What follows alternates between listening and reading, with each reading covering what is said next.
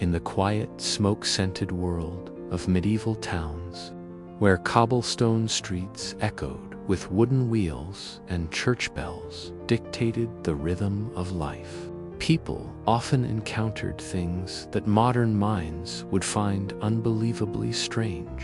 and among the most bewildering of these were the rare and fear-soaked celestial events that painted the sky in ways no villager could explain, stirring awe, terror,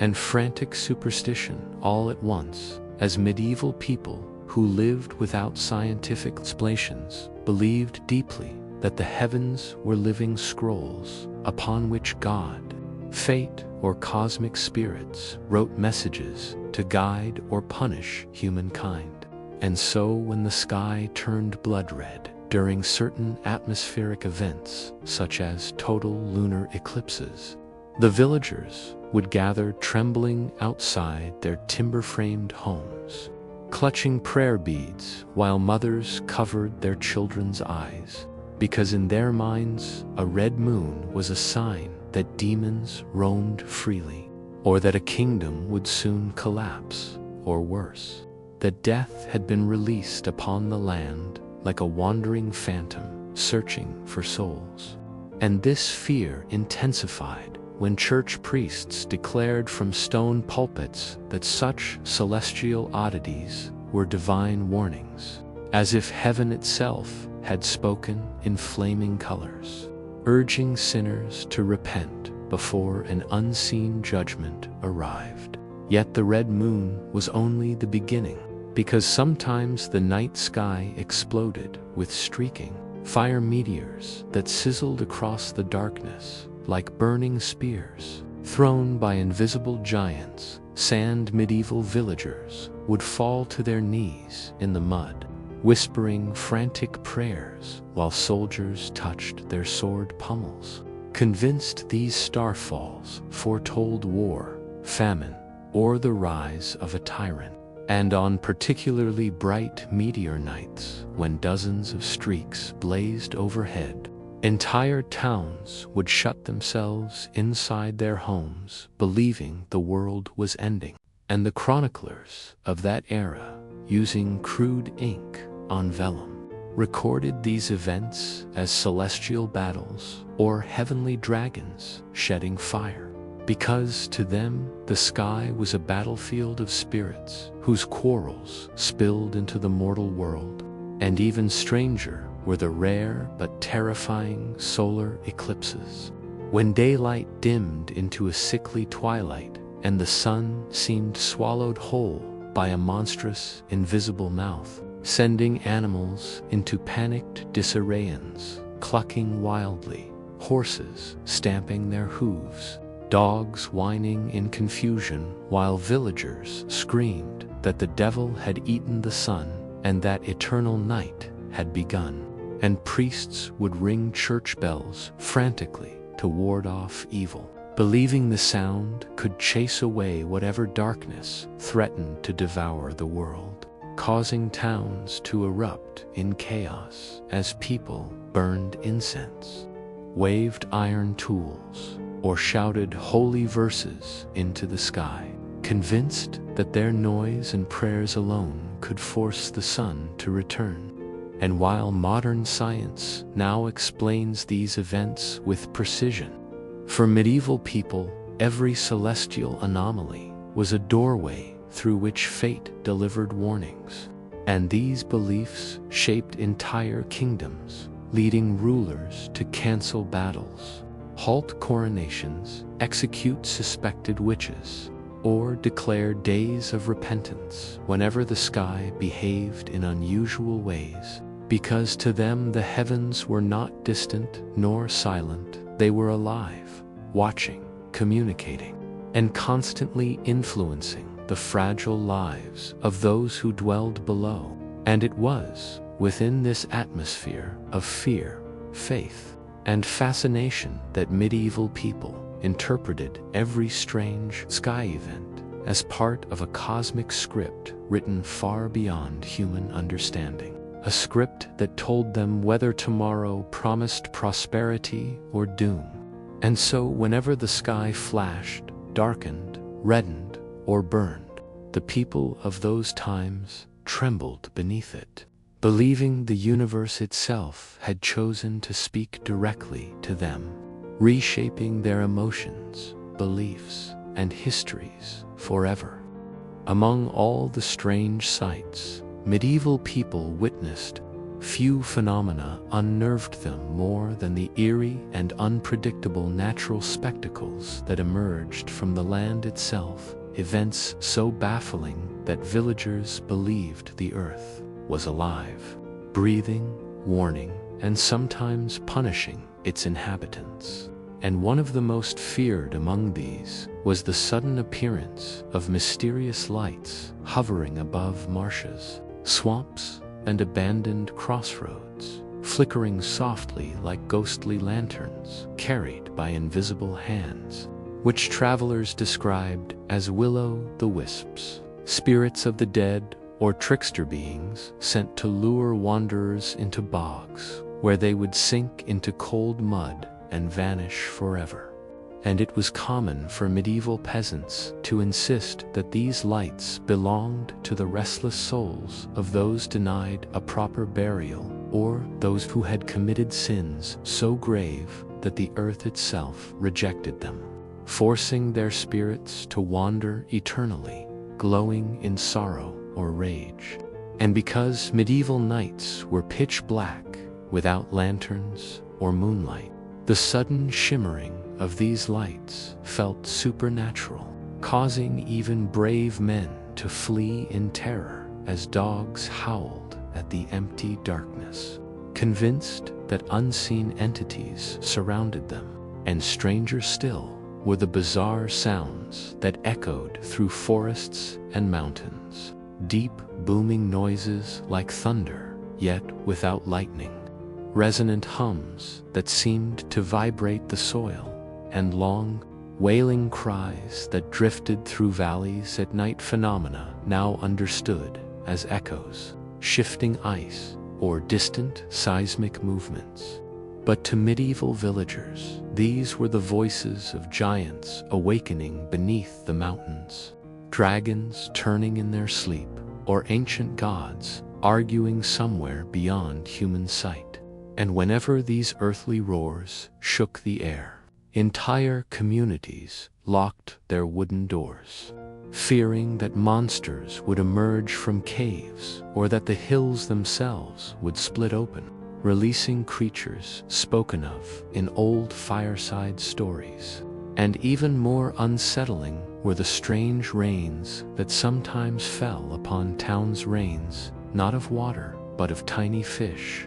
frogs, worms, or red-colored droplets that stained rooftops and terrified villagers who believed the heavens were bleeding. And chroniclers recorded events where fish rained upon churchyards, or frogs poured from the sky like living hail, prompting priests to declare such occurrences as divine punishments or omens of plague, war, or the rise of a corrupt ruler. And people would rush to rivers to wash themselves, praying desperately for forgiveness, while farmers burned their crop offerings as signs of submission to higher powers. And these bizarre rains were often accompanied by thunderstorms so violent that the sky flashed like a forge. Thunder shook the wooden beams of houses, and wind howled through village gates like a furious spirit demanding passage.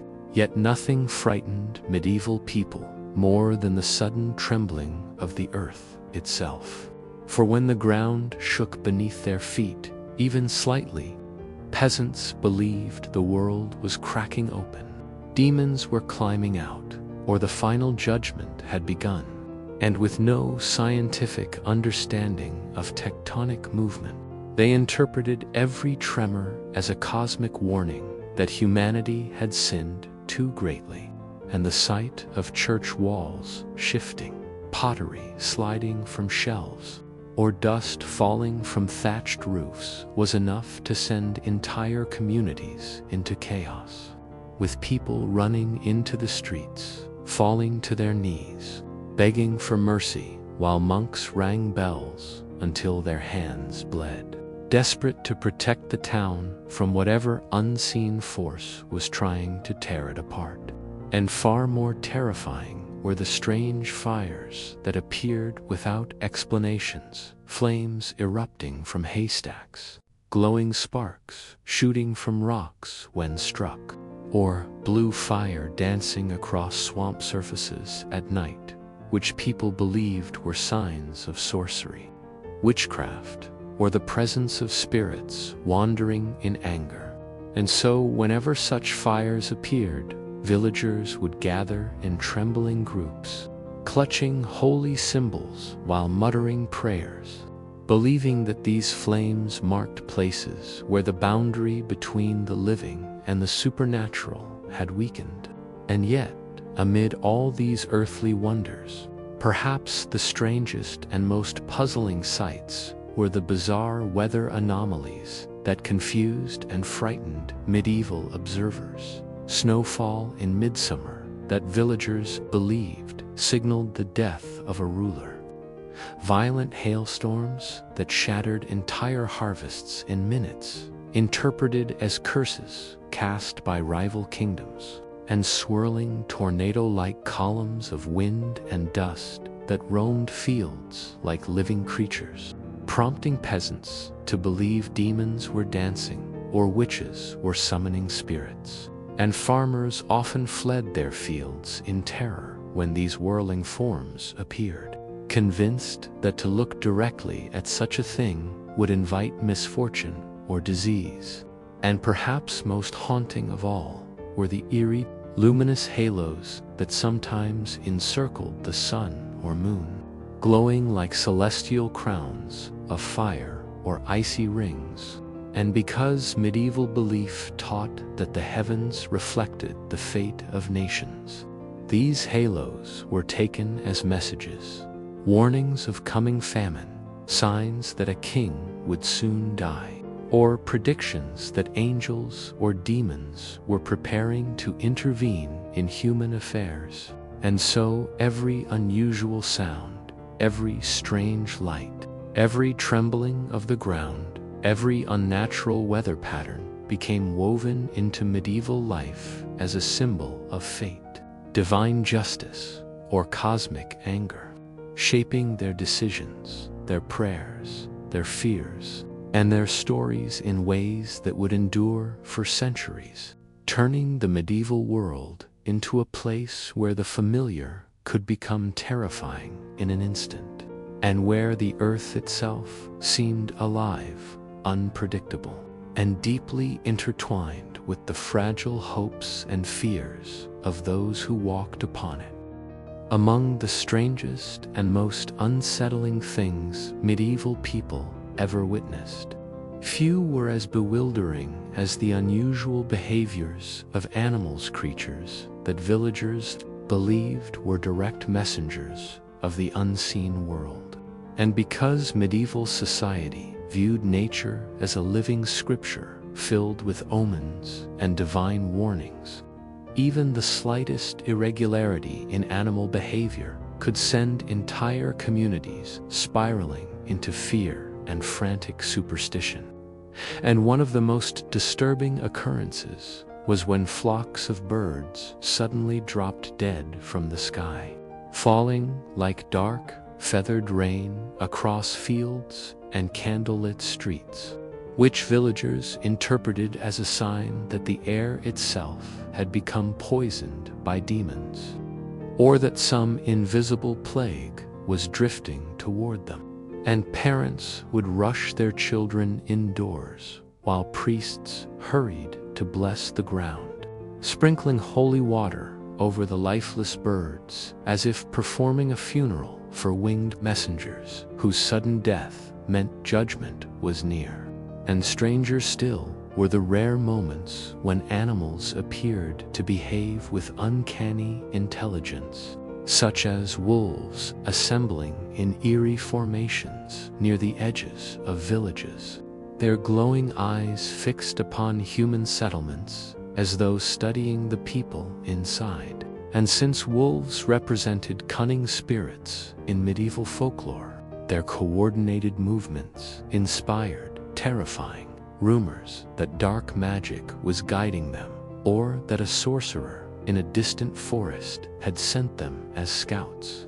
And this fear only grew whenever wolves howled in unison at twilight, their haunting calls rolling across the landscape like lamentations of ancient beings mourning the sins of humankind. And even more unsettling were the accounts of livestock animals, cows, goats, and sheep behaving strangely during storms, often gathering in tight circles, facing the same direction, or refusing to enter barns no matter how forcefully farmers pulled them. And since medieval people believed animals could see spirits invisible to the human eye, they interpreted such behavior as proof that supernatural entities were wandering nearby, perhaps walking alongside the wind or seeking to claim the soul of anyone who stepped outside during such ominous moments. And one of the most terrifying animal-related events occurred when swarms of insects, beetles, or pale moths descended upon villages in massive dark clouds that blotted out the sun, filling the air with buzzing that resembled 1,000 whispering voices. And peasants fell to their knees, believing God had unleashed these swarms as punishment for sins committed by the community, while children ran screaming as insects crawled over rooftops, devoured crops, and coated church doors until the sacred carvings were buried beneath a living blanket of wings. And then there were the eerie tales of serpents discovered in unusual places, such as church altars, bread ovens, or inside the folds of a noble's bedsheets, which villagers claimed were omens of betrayal or foreshadowings of great misfortune. And every snake found within a holy site was written in the chronicles as evidence of evil forces attempting to infiltrate sacred ground, leading priests to perform lengthy exorcisms while villagers watched with wide, fearful eyes. And perhaps even more haunting were the wandering animals that seemed to appear from nowhere. Ghostly white stags, said to be messengers of fate, black dogs believed to walk between the living and the dead, and birds with unusual markings that villagers insisted were signs from heaven. And whenever such creatures were seen near town walls, people believed a life-changing event was imminent. Whether a great victory, an unexpected death, or the approach of a wandering plague. And the fear grew even deeper when animals acted in ways that seemed to mirror human emotion, such as dogs whining endlessly at empty corners or horses refusing to move down certain roads as though sensing invisible figures blocking their path. And because medieval belief insisted animals were sensitive to spiritual disturbances, every whimper, every startled movement,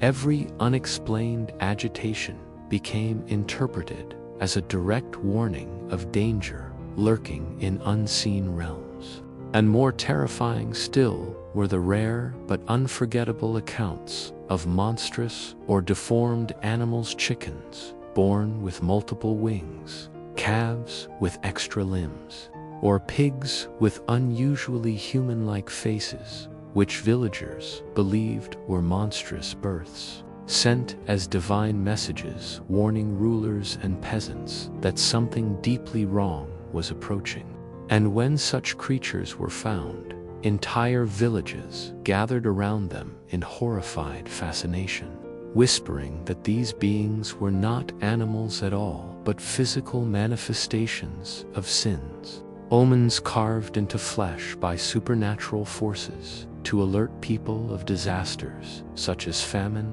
war, or disease. And yet, despite all these frightening animal encounters, The most chilling stories of all concerned the deep forests, those ancient, shadow-soaked wildernesses that medieval people believed were inhabited not only by wolves and boars, but by creatures no one dared describe openly. And travelers returning from these forests often spoke of hearing footsteps behind them when no one was there, seeing glowing eyes peering from between twisted branches, or feeling cold breath on their necks despite walking alone. And such accounts led villagers to believe forests were gateways to magical worlds, populated by spirits, lost souls, enchanted animals, and unseen beings who watched every traveler with silent curiosity or quiet hunger. And so, in a world without scientific explanations, every strange movement, every unnatural sound, every abnormal birth, and every mysterious death among animals became part of a vast and terrifying tapestry of omens that shaped medieval life, convincing people that animals were not just creatures, but messengers carrying secret warnings from forces far greater and more mysterious than humanity could comprehend. And because of this belief, medieval people lived in constant awe and fear of the natural world, interpreting each strange animal encounter as a whispered message from the invisible realms that shaped their destiny.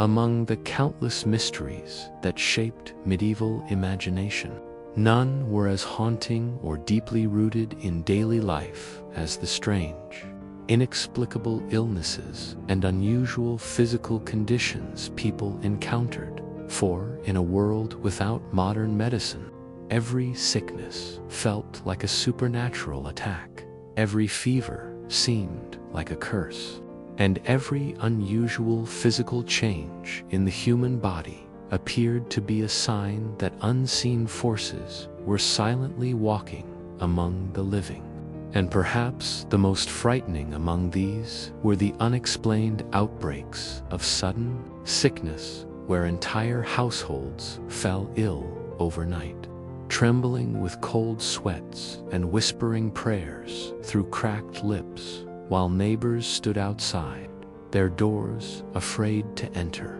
convinced that invisible spirits had entered the home to claim souls one by one. And because medieval people believed illnesses came not from germs but from demons, curses, or displeased saints, these sudden outbreaks filled them with paralyzing dread, and they performed ritualistic cleansings with herbs, incense, and holy water in desperate attempts to chase away whatever darkness had infected their loved ones. And just as terrifying were the mysterious skin conditions that appeared without warning: patches of darkened skin, strange patterns resembling claw marks, or unexplained swelling that made faces unrecognizably, since medieval villagers associated physical deformities with witchcraft or divine punishment. Those who developed such symptoms were often shunned or isolated, their families staring helplessly through wooden shutters as priests muttered long prayers, urging the afflicted to confess sins they often never committed. For everyone believed the body reflected the state of the soul, and unusual changes were a sign of spiritual corruption, or worse, possession.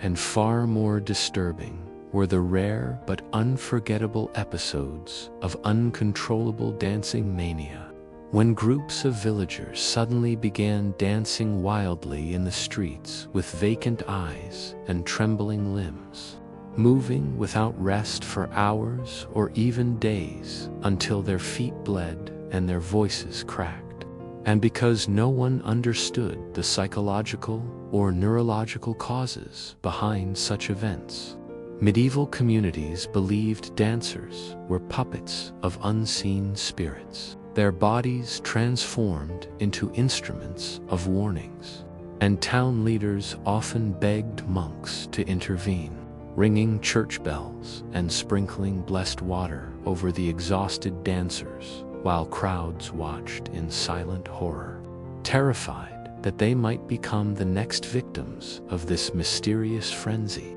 And even stranger were the sudden episodes of fits, convulsions, or violent trembling experienced by young women or children, which medieval belief interpreted as signs of demonic presence, leading villagers to gather around the afflicted, gripping rosaries tightly as the victim writhed on the floor, whispering fragments of prayers through clenched teeth, while elders debated whether the demon was merely playing or preparing to speak. And priests sometimes performed exorcisms that lasted hours, filling small wooden cottages with echoes of chanting,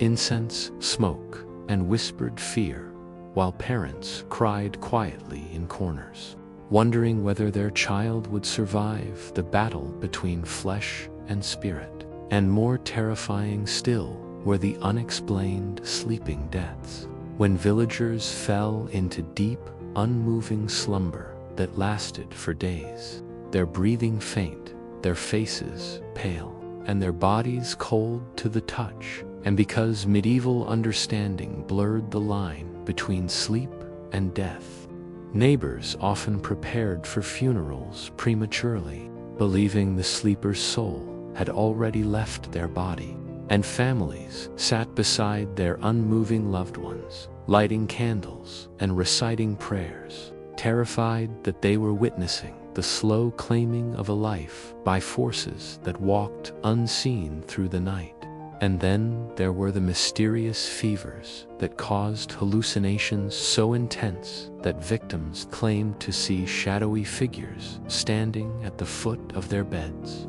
hear whispering voices that grew louder during storms, or feel icy hands gripping their arms, even though no one else was in the room. And because such hallucinations were interpreted as literal encounters with spirits or demons, villagers treated fevered individuals with a mixture of fear and pity, slipping food through half-open doors while refusing to step inside, convinced that touching the victim might invite the same haunting visions into their own minds. And the fear deepened when entire communities witnessed strange physical transformations, children whose hair turned white overnight, adults whose eyes appeared unusually bright or dark after unexplained fevers, or villagers who suddenly lost their ability to speak after waking from nightmares. And since medieval understanding linked every part of the body to spiritual essence, such transformations were believed to reveal curses cast by enemies, the touch of wandering ghosts, or punishments for forgotten sins. And nothing terrified medieval people more than the belief that sickness could spread through the air carried by spirits, drifting invisibly in the world around them. For they believed wind could bring death just as easily as rain brought crops. And thus, whenever a mysterious illness appeared, entire villages shut themselves indoors, covering windows with cloth and placing iron tools near doorways to ward off evil, while religious leaders led torchlit processions through empty streets, chanting for protection against forces lurking in the darkness. And yet, despite all their fear, medieval people lived with a deeply spiritual understanding of suffering, believing the invisible world constantly interacted with the physical, shaping their bodies, minds, and destinies in ways no human could control. And because of this worldview, every unusual sickness or bizarre physical condition became part of a vast cosmic drama unfolding between good and evil, light and darkness, faith and despair. And thus, illness was never just illness, it was a message, a warning, a symbol, or a test of spiritual resilience that shaped medieval life as profoundly as any war or natural disaster. And so, in the flickering candlelight of stone cottages and wooden halls, medieval people navigated a world where the boundary between the body and the supernatural was thin and fragile, where sickness felt like an attack from the unseen, and where every fever, tremor, dream, or sudden change in the human form was interpreted as a sign that forces beyond human comprehension were silently shaping the fate of individuals, families, and entire kingdoms. Among the strangest wonders medieval people encountered, few inspired such deep fear and trembling awe as the bizarre and unexplained human behaviors that seemed to emerge out of nowhere, moments when individuals or entire groups acted in ways so unnatural that villagers believed invisible forces were twisting their minds, guiding their bodies, or altering their souls. And perhaps the most unsettling example of this was the sudden appearance of prophetic trances, where ordinary villagers, usually those considered meek, quiet, or entirely unremarkable, suddenly collapsed, trembling violently before rising with wide, unblinking eyes as though peering into some hidden realm, their voices shifting into eerie tones as they spoke in languages no one recognized or delivered messages about future disasters, approaching wars, or divine punishments. And because these trances often struck without warning, even during church services or markets, villagers interpreted them as direct communication from unseen beings who had chosen the trembling individual as a temporary vessel, leading crowds to gather around the person in terrified fascination as priests scrambled to determine whether the message came from angels or from darker forces pretending to speak with authority. And almost as disturbing were the sudden episodes of mass weeping, when groups of villagers broke into uncontrollable sobbing for no clear reason, tears streaming down their faces as their bodies shook with grief none of them could explain, forcing entire communities to halt their daily work because the emotional collapse felt like a sign that tragedy loomed. And medieval chroniclers wrote of villages where these weeping episodes lasted for hours, sometimes spreading from one person to another like an emotional contagion, leading people to believe that sorrowful spirits were drifting through the streets, whispering despair into their hearts, or that some great calamity was approaching that only the sensitive souls could feel ahead of time. And even stranger were the moments of shared hallucination, when entire groups of villagers claimed to see the same mysterious figures in fields or forest paths, shadowy silhouettes standing unnaturally still, pale women in glowing robes drifting across hills at twilight, or towering shapes with burning eyes lurking near the edge of farmland, damned because these visions often appeared during storms or moonless nights. Villagers believed they were glimpses into the spiritual world, reflections of beings who lived just beyond human perception, but occasionally crossed into the mortal realm to deliver warnings. And medieval priests documented these shared visions carefully, fearing they might represent divine messages or signs of demonic infiltration. And more troubling still were the strange episodes where children suddenly adopted adult-like voices, speaking with eerie confidence about matters far beyond their age, describing memories from lives they never lived or recounting stories of distant battles or forgotten kings, and medieval parents, terrified by these transformations, sometimes believed their children had been touched by wandering spirits, or that some unseen presence was momentarily borrowing their bodies to deliver ancient tales, leading families to seek priests or wise women to purify the home using incense, herbs, or whispered prayers meant to sever the connection between the child and whatever entity had taken interest in them. And then there were the bizarre sleepwalking events, where villagers wandered through forests, climbed rooftops, or walked along riverbanks with blank expressions and open eyes that did not see, their movements calm yet hauntingly precise. And since medieval people believed the soul could leave the body during sleep,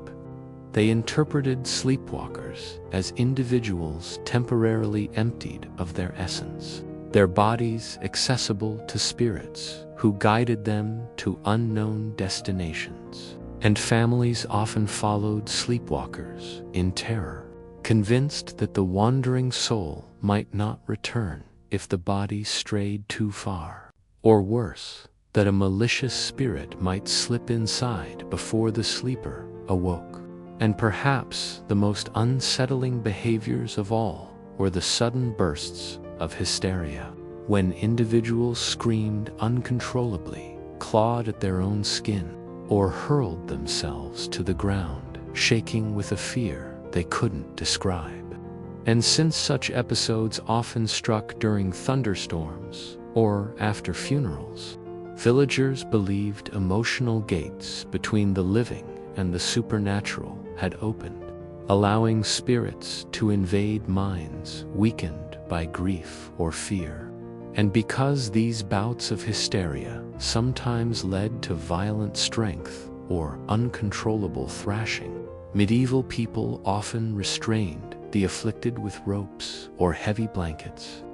whispering prayers while priests hurried to determine whether the outburst was caused by sorrow, madness, or demonic influence. And equally frightening were the rare but powerful episodes of collective trances, when groups of villagers, usually women or shepherds, reported hearing music coming from nowhere, soft melodies drifting across fields or hills, drawing them into slow, dreamlike movements as though compelled by an invisible force. And witnesses described seeing groups standing motionless with faraway eyes, humming softly or swaying to rhythms no one else could hear. And these stories led medieval scholars to believe angels or spirits sometimes communicated through sound, testing the hearts of the innocent or tempting the unwary toward enchanted realms hidden beyond the edge of mortal sight.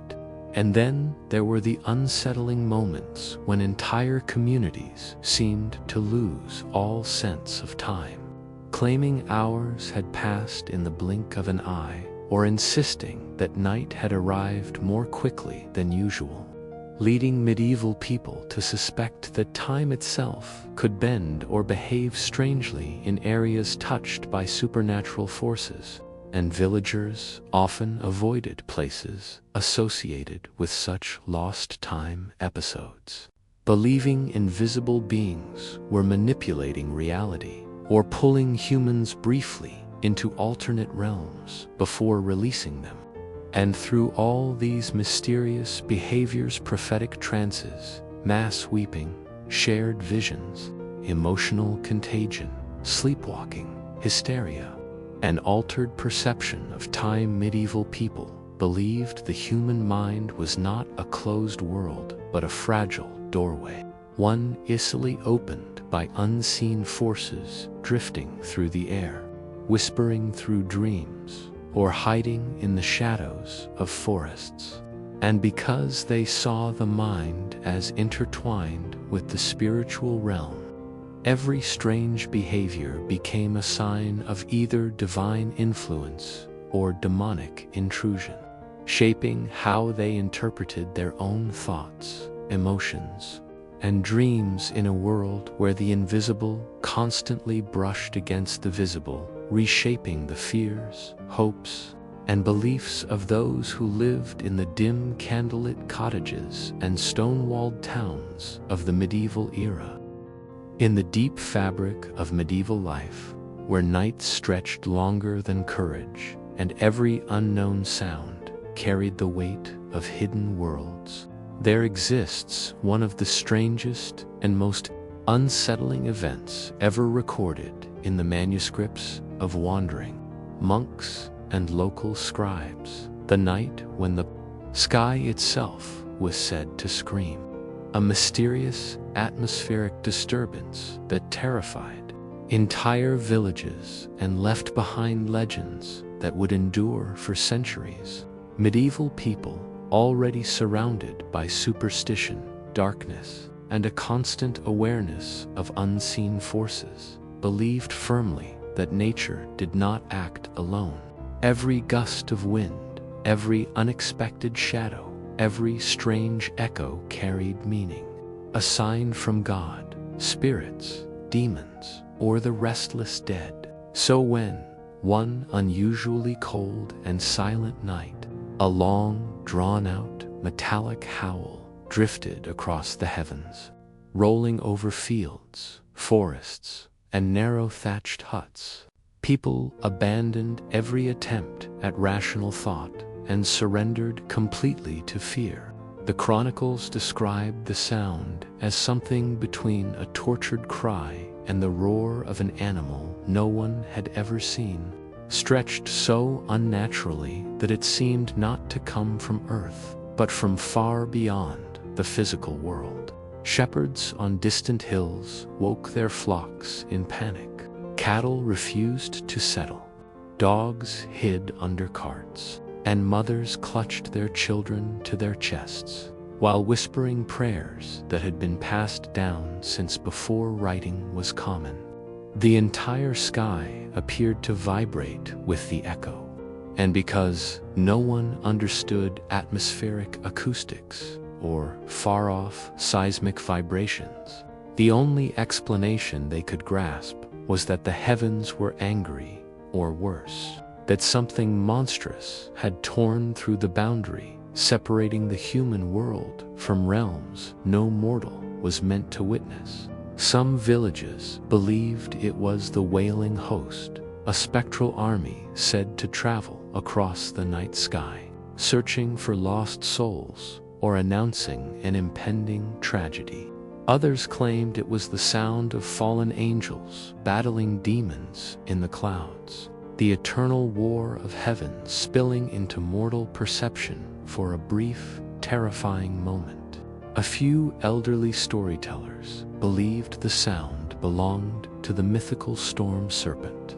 an invisible dragon that swam through the upper air, only making itself heard during omens of plague or famine. What made the event even stranger was that the sound came in waves, sometimes louder, sometimes faint, as if circling the land. The monks in a nearby abbey recorded that the sound caused candles to flicker and the chapel doors to tremble slightly, though no wind touched them. Many villagers threw handfuls of salt outside their homes, believing it would repel whatever spirit prowled overhead, while others lit torches and lifted them toward the sky as if trying to force back a supernatural presence. Church bells rang without pause from midnight until dawn, not because the priests understood the nature of the sound, but because they feared the silence more. Horses reportedly refused to cross bridges, sensing dangers their owners could not. Chickens stopped laying eggs for several days afterward, and several wells were avoided because people believed the sky cry had poisoned the water. Even more unsettling were the reports from shepherds who claimed that for a few seconds after the loudest part of the sky scream, the stars appeared to blur as though an invisible hand had brushed across the firmament. For medieval people, this was proof that the cosmic order had been disturbed. In truth, the phenomenon may have been caused by distant earthquakes carrying their rumble across miles of open land, or perhaps by a rare interaction between changing temperatures and wind tunnels within mountain valleys, stretching sound into long, eerie moans. But these explanations did not exist in their world. Their nights were ruled by unspoken fears, and an unusual sound could mean divine wrath, the approach of death, or the presence of forces far older than their villages. Word of the event spread rapidly, carried by wandering traders and traveling clergy who often exaggerated the details, describing the sound as a sign that the world was entering its final age. Some monasteries added the event to their calendars of omens, listing it next to comets, eclipses, and plagues as warnings for the devout. Others dismissed the stories entirely, calling them hallucinations brought on by winter, hunger, and fear. But even they could not ignore the widespread reports. Strangely, after the scream faded, a profound stillness settled over the land, so absolute that even night creatures, usually active and loud, fell silent for hours. This quiet was almost more terrifying than the sound itself, for it made people suspect that whatever entity had passed overhead was still lingering, watching from some unseen vantage point. The next morning, the sky looked perfectly normal, serene, blue, and innocent, but the people were changed. Some claimed their dreams had been filled with dark silhouettes drifting across the clouds.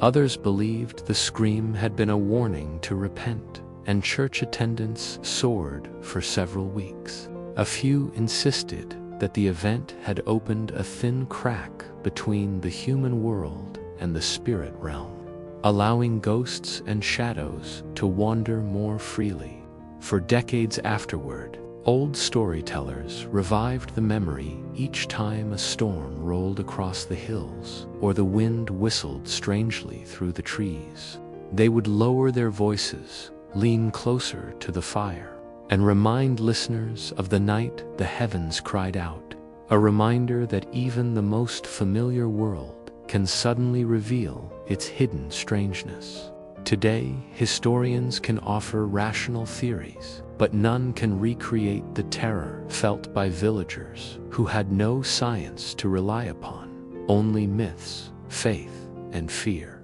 And so this strange and chilling event remains one of the most mysterious recorded experiences of medieval life, a moment when the boundary between the known and the unknown grew thin, when ordinary people looked upward and believed with all their hearts that the sky itself had called out to them, carrying a message too vast, too ancient, and too powerful for their fragile world to comprehend. In the shadowed halls and cluttered streets of medieval towns, where superstition and faith intertwined like the ivy-climbing stone walls, people lived in constant awareness that objects ordinary and extraordinary alike could harbor powers beyond human understanding, and among the strangest experiences they recorded were encounters with cursed relics, strange talismans, and enchanted artifacts that appeared without explanation or were inherited through generations, carrying a reputation so ominous that even the bravest knight or devout priest approached with hesitation. And the most common of these were items found buried in fields, discovered in abandoned castles, or left behind in ruins long believed to be haunted. and villagers spoke in hushed tones of rusted swords that moved on their own, mirrors reflecting scenes that had not yet occurred, and jewelry that caused misfortune or sickness to anyone who wore it. And chroniclers from monasteries described entire households brought to ruin by a single small object, often left behind by a previous owner whose name had faded into obscurity, and the object seemed to possess a will of its own, bending luck, health, and even the sleep of those nearby, inspiring fear and awe in equal measure, while tales spread that such relics were left behind by wandering spirits, vengeful souls, or demons testing human faith. And because the medieval mind saw the material world as an extension of the spiritual,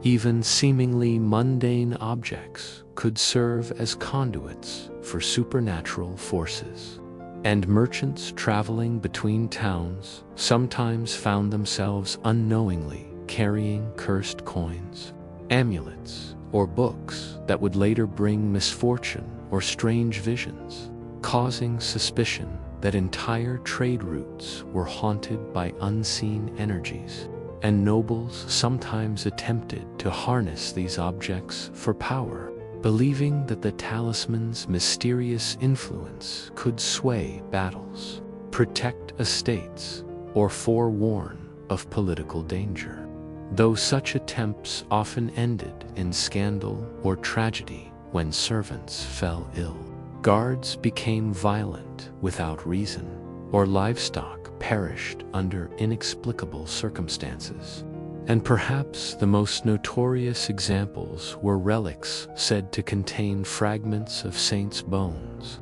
which, while revered in churches, occasionally exhibited strange phenomena, flickering light around the reliquaries, sudden shifts in temperature when approached, or whispers that seemed to come from the objects themselves, leading priests to perform elaborate rituals of blessing and cleansing to ensure that divine favor, rather than malevolent influence, prevailed. And in smaller villages, even simple items such as a carved figurine, a silver cup, or a woven tapestry could attain legendary status if associated with mysterious events, such as unexplained deaths, recurring nightmares, or sudden storms, causing the villagers to treat these objects with a mixture of reverence and terror, often keeping them hidden under straw in lofts,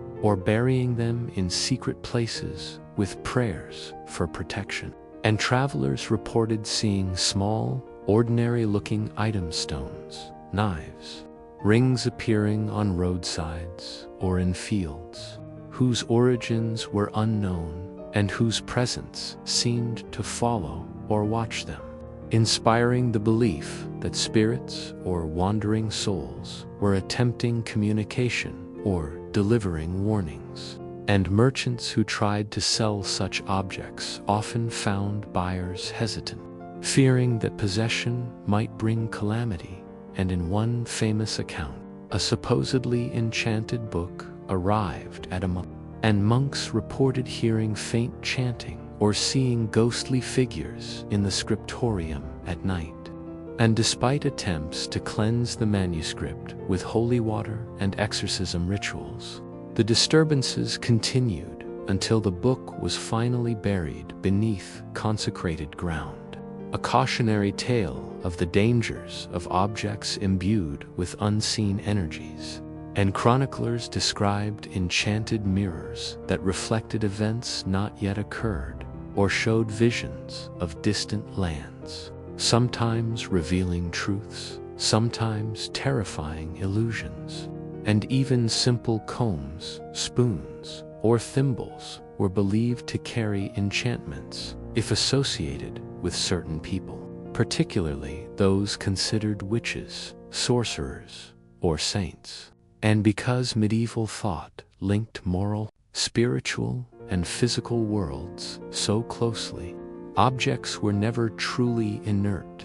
capable of blessing, cursing, or instructing humanity. And this belief gave rise to elaborate customs for handling mysterious items, washing hands thrice, reciting prayers, burning incense, or surrounding them with protective symbols. And many families kept small chapels or hidden boxes in attics for storing these items, fearing their power yet unable to discard them for moral, spiritual, or practical reasons. And the fear extended beyond the living. For travelers and scribes reported objects moving overnight, appearing in unexpected places, producing faint sounds, or causing sudden illness in anyone who touched them without permission. And in extreme cases, entire households were abandoned because a single object seemed to corrupt all who dwelt there,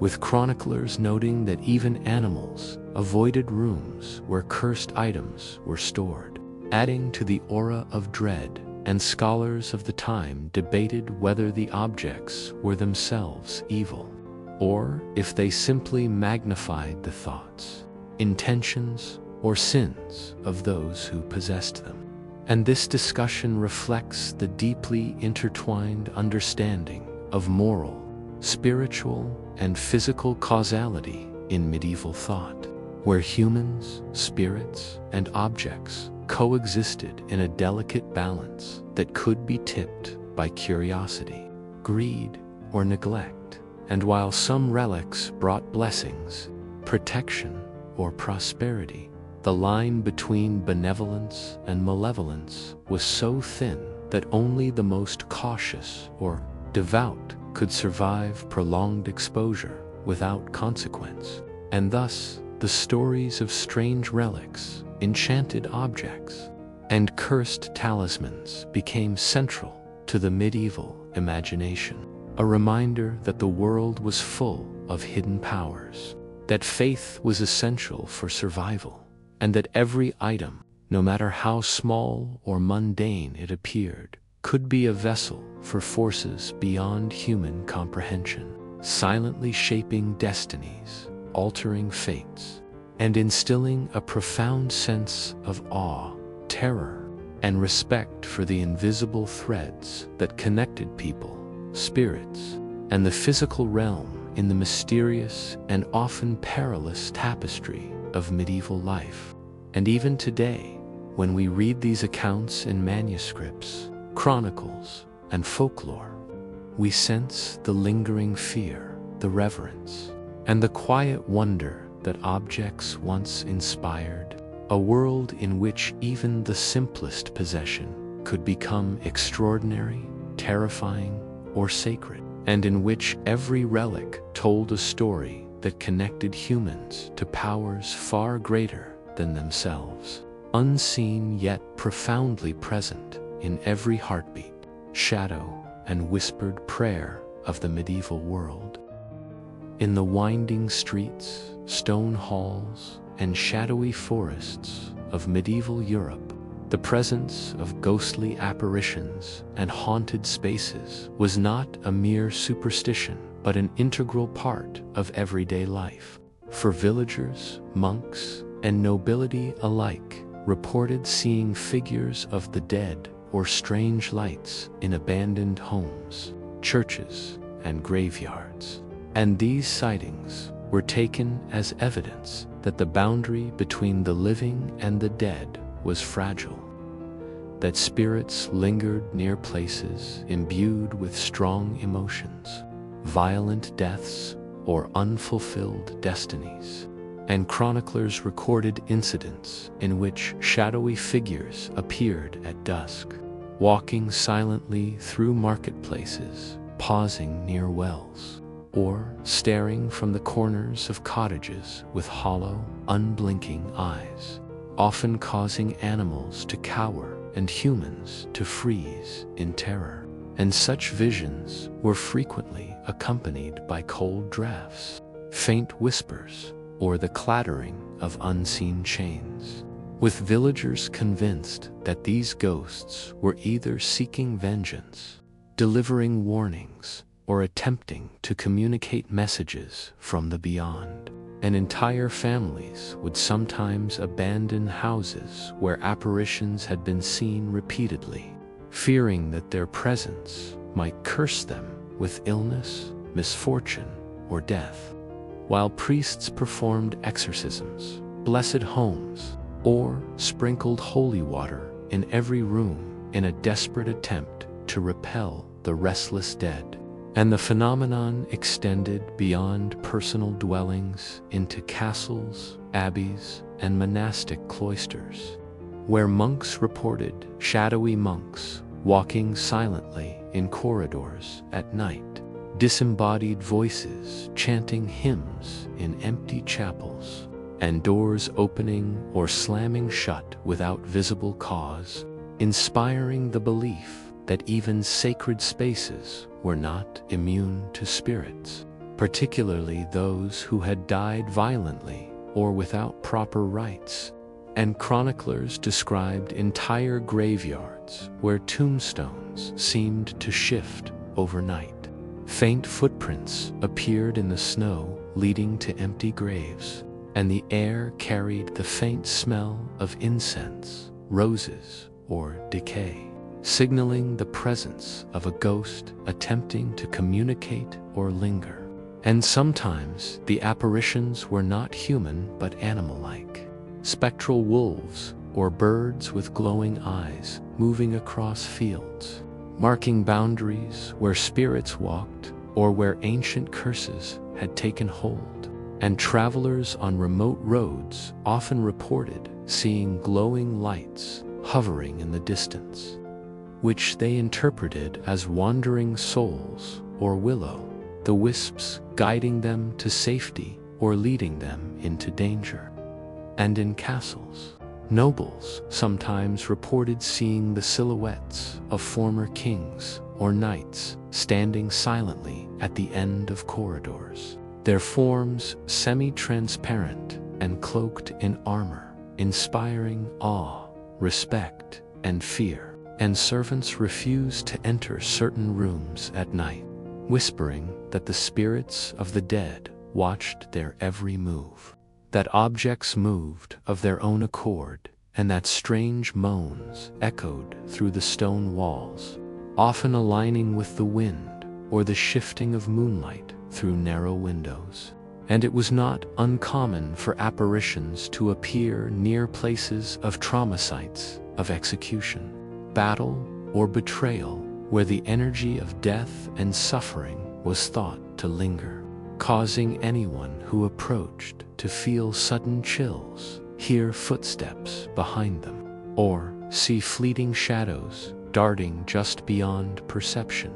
And chroniclers recounted stories of entire abbeys where monks were convinced the spirits of former abbots walked silently through the cloisters at night, correcting errors in manuscripts, moving objects, or whispering warnings about worldly sins and impending plagues. And such accounts often led to elaborate rituals, including lighting candles for the dead, ringing bells at midnight, and reciting prayers in unison to appease spirits or solicit guidance. And even in villages, ghostly apparitions could alter daily life, with people refusing to travel certain paths, harvest certain fields, or enter houses at particular times, believing that spirits controlled the space, the time, or the air itself. And the haunting often extended to dreams, with villagers reporting recurring visions of familiar or unfamiliar faces, conversations with the deceased, and warnings that seemed to carry meaning for future events. And such dreams were interpreted by local wise women, priests, or elders, who would advise protective rituals, charms, or offerings to ensure that spirits were respected and did not interfere further. and chroniclers of the time often combined multiple accounts into single narratives, describing haunted towns where day and night were equally unpredictable. And even those who did not see apparitions often felt a pervasive unease, the sense that unseen eyes observed them constantly, that footsteps followed them even when the street was empty, and that objects moved of their own accord, or candles extinguished themselves in the middle of prayers, all of which reinforced the medieval belief that the living coexisted with a hidden world of restless spirits, lingering souls, and forces beyond human understanding. And because medieval people interpreted every unusual sound, flicker of light, or sudden movement as meaningful, every apparition, every haunted space became part of a living narrative of morality, warning, and fate, shaping not only how individuals acted, but how entire communities understood their place in a world filled with visible and invisible threads connecting the living and the dead. And thus the fear, respect, and fascination with ghosts and haunted spaces were not simply stories to frighten children, but essential frameworks through which medieval people navigated life, death, and the unknown, creating a rich tapestry of accounts that still echo in manuscripts. Folklore and our understanding of the period, reminding modern readers that medieval existence was never purely physical, never purely rational, but always shadowed by the unseen, where every house, forest, and church held the potential for ghostly visitors, each encounter teaching reverence, fear, or humility in a world where the line between life and death, seen and unseen, was infinitely thin and perpetually shifting.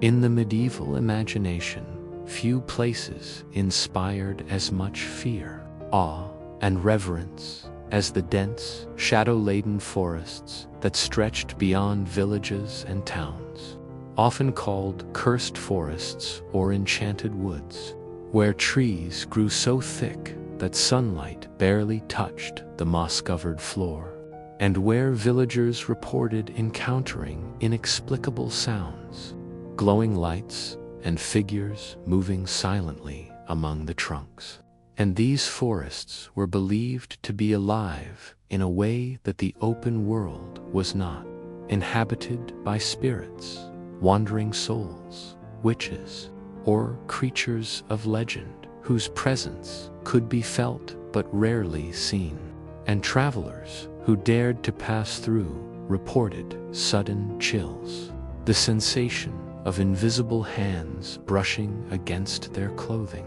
and the feeling that the very air was watching,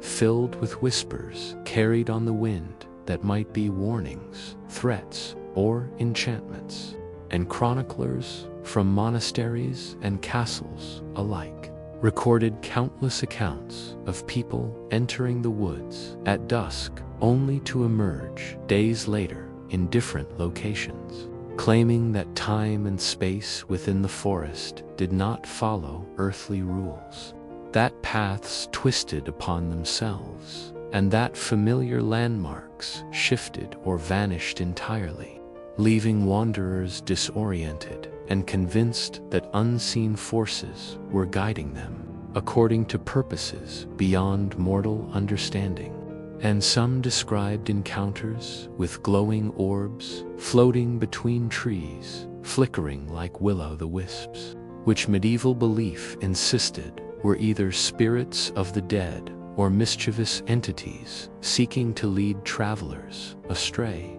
And these lights often appeared in places where accidents, murders, or unburied bodies had occurred, reinforcing the conviction that the forest preserved memory and spirit, storing the echoes of human tragedy within its roots and shadows. And because medieval people interpreted every phenomenon through the lens of morality and divine or supernatural causation.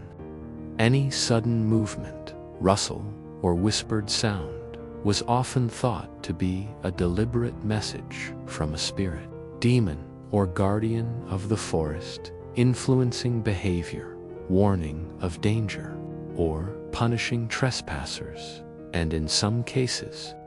animals themselves seemed to react to the enchantments, with deer freezing mid-step, birds falling silent, or dogs refusing to enter the tree line, further reinforcing the sense that these woods existed in a realm partially outside human comprehension. And villagers shared stories of phantom roads that appeared only at night, bridges that vanished when crossed, and glades filled with flowers that glowed unnaturally under the moon,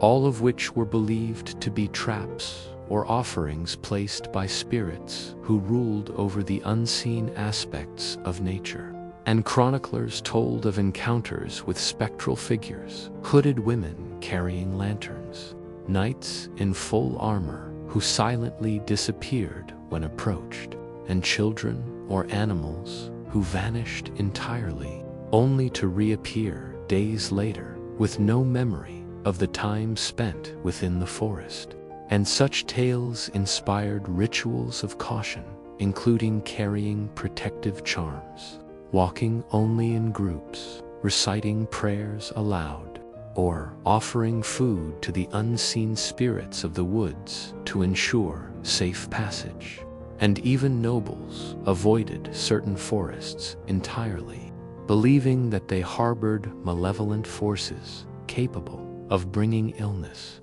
madness, or death. And for those who entered out of necessity, the act of crossing the threshold of dense, enchanted woods was both a physical and spiritual trial, requiring vigilance, courage, and respect. For the forests were not inert, but active participants in the human world, shaping destinies, testing morality, and reminding the living of their fragile position between known and unknown, life and death, seen and unseen. And beyond these fears were tales of hidden treasures buried within the depths, protected by spirits or curses, where those daring enough to seek wealth or knowledge risked ensnarement by enchantments, becoming lost forever or returning changed. And chroniclers often described faint trails, ancient stone circles, and hollow trees that acted as gateways to other worlds, accessible only at certain hours or under specific conditions. And those who entered unprepared or disrespectful often suffered hallucinations, madness, or inexplicable illnesses, which reinforced the social and spiritual rules governing behavior in the medieval world, reminding everyone that the balance between human curiosity and supernatural consequence was delicate and absolute. And even after centuries, these accounts influenced how communities interacted with their forests, avoiding particular areas, maintaining sacred groves, leaving offerings, and telling children stories of spirits and guardians to instill respect and caution. And thus, in the medieval mind, the cursed and enchanted forests were not merely collections of trees, but living entities, repositories of memory, emotion, and power, where the boundaries between mortal and immortal, natural and supernatural, reality and illusion,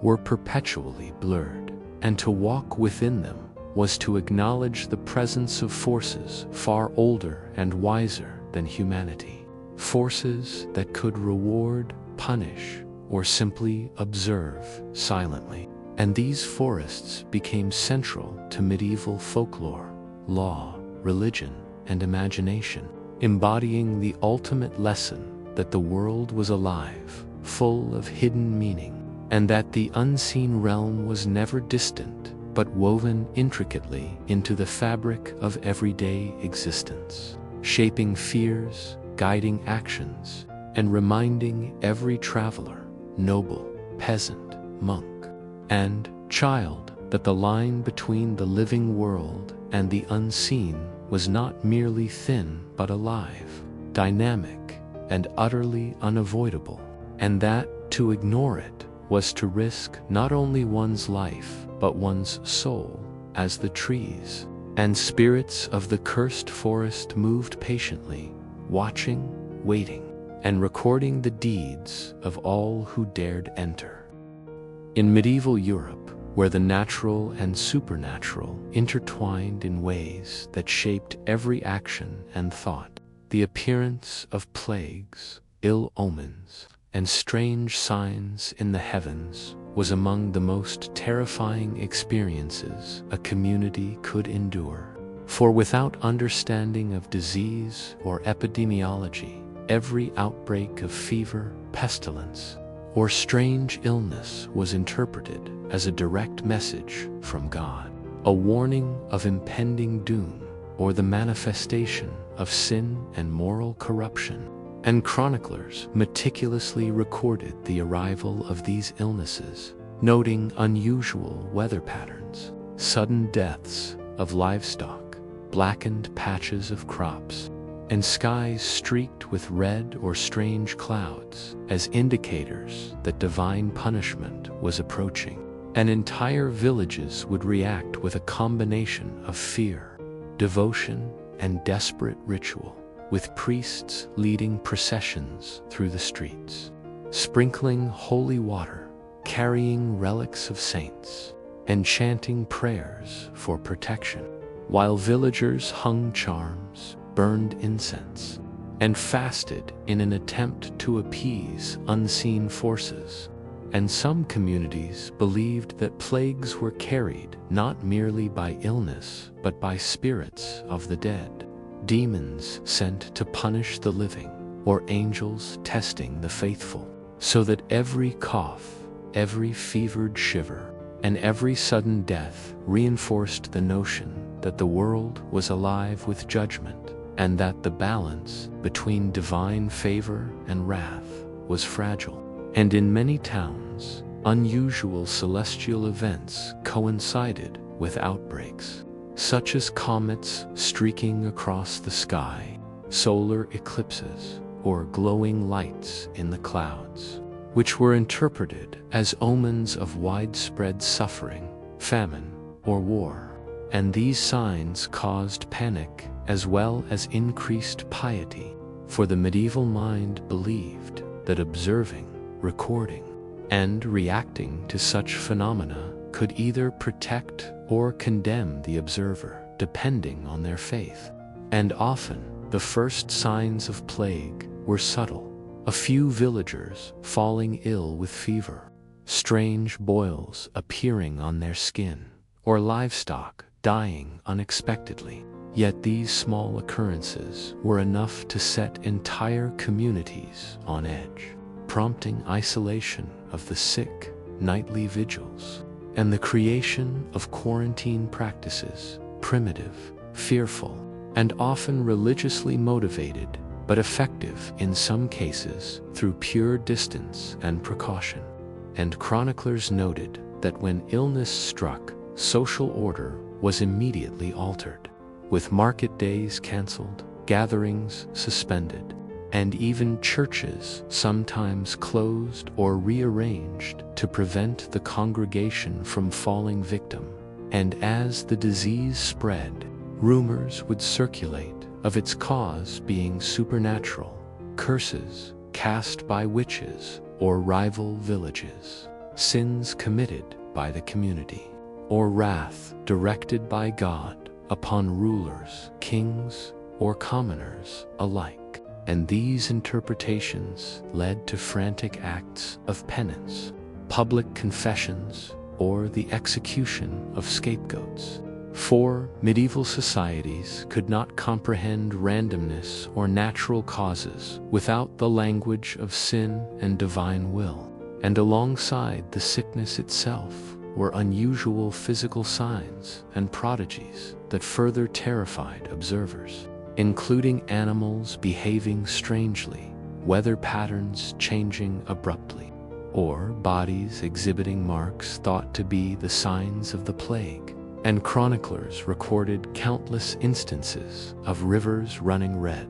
crops withering suddenly, and skies glowing unnaturally at dawn or dusk, all interpreted as additional proof that supernatural forces were at work. And sometimes, particular individuals were blamed or feared as harbingers, such as traveling merchants, wandering beggars, or hermits living on the edges of society, whose presence coincided with outbreaks, and who were either shunned or monitored by villagers. And the fear was not merely practical, but deeply spiritual, for the medieval mind equated illness and death with divine justice or demonic influence, and thus even ordinary bodily ailments could be perceived as evidence of spiritual failure, moral corruption, or the unseen manipulation of fate. And in literature and chronicles, these signs of doom were often described in vivid, terrifying detail: black clouds boiling in the sky, meteors streaking like swords through the night, sudden storms flooding fields, swarms of locusts consuming harvests, and an unnatural stillness settling over towns where no bird sang, no animal stirred, and no wind blew, all of which amplified the sense that the community was being watched, judged, or prepared for punishment, and families reacted by sealing windows, covering doors with protective herbs, and surrounding themselves with symbols of faith, while priests and monks worked tirelessly to interpret the signs, read the stars, and perform rituals to ward off disaster. And chroniclers noted that in some regions, entire populations disappeared, villages abandoned in terror or decimated by illness, leaving only ruins, overgrown paths, and the faint memory of suffering. And these events reinforced a worldview in which human actions, spiritual forces, and natural phenomena were deeply interconnected, so that observing signs of doom, recording them, and responding appropriately were matters of survival and morality. And as the plague spread or signs worsened, pilgrims traveled long distances to seek relics, holy water, or advice from saints' shrines, believing that proximity to sacred objects might protect them. And yet, even the most devout were not immune to fear, for the presence of disease, death, and strange omens constantly reminded them of their mortality, the fragility of their communities, and the uncertainty of divine favor. And these experiences shaped behavior, culture, and religious practice, reinforcing the importance of obedience, penance, and vigilance, and leaving a legacy of recorded events that continue to fascinate modern historians, illustrating a medieval world in which every cough, every darkened cloud, every unusual animal behavior, and every strange light in the sky was interpreted as part of a grand, often terrifying, spiritual narrative that linked human life, death, and morality to forces beyond comprehension, reminding all who lived in that era that the world was never entirely safe, never fully understood, and that unseen eyes, powers, and spirits were always present, watching, judging, and shaping the destiny of the living. In medieval Europe, the fear of witchcraft, sorcery, and dark arts was as pervasive and tangible as the shadows cast by flickering candlelight in stone-walled homes and monasteries. For villagers, nobles, and clergy alike, believed that certain humans could manipulate unseen forces to harm, curse, or control others, and this belief shaped daily life in ways both subtle and terrifying. As chroniclers recorded innumerable incidents of individuals accused of casting spells that caused sudden illness, crop failures, livestock deaths, or even mysterious fires, and the accused were often ordinary members of the community, widows or midwives whose knowledge of plants, rituals, or healing arts was misunderstood. And because medieval society lacked scientific explanation for many natural and social phenomena, witchcraft provided a framework to make sense of misfortune, allowing people to attribute causality to the intentional act of another human in league with spirits or demons. And the methods of alleged witches were described in vivid detail, including whispered incantations, ritual circles drawn in ash, use of animal bones or preserved body parts, candles of specific colors, and the mixing of herbs and powders to bring about the desired magical effect. And chroniclers often reported that these acts were said to be guided or enhanced by demons, fey spirits, or otherworldly entities, requiring the practitioner to negotiate pacts or offer sacrifices to gain power. And the consequences of suspicion were severe, for communities often believed that a single witch could destroy families, villages, or entire harvests if left unchecked, leading to trials, accusations, and executions carried out with a combination of religious fervor and social necessity. And such trials became legendary in the records of towns across Europe, with detailed accounts of interrogation, confessions obtained under duress, and the ritual burning or hanging of those found guilty, reinforcing a climate of fear that extended to neighbors, family members, and even strangers passing through the area. And while some accused were innocent, the cultural framework ensured that fear and suspicion were rationalized as protective measures against malevolent forces, and tales of magical curses were intertwined with natural disasters, plagues, or unusual celestial phenomena, often providing an explanation for events that otherwise seemed random or chaotic. And chroniclers described instances in which crops withered overnight, livestock fell ill en masse, or rivers flooded, and villagers immediately suspected the deliberate interference of witches, using protective charms, prayers, or elaborate rituals to counteract the supposed spells.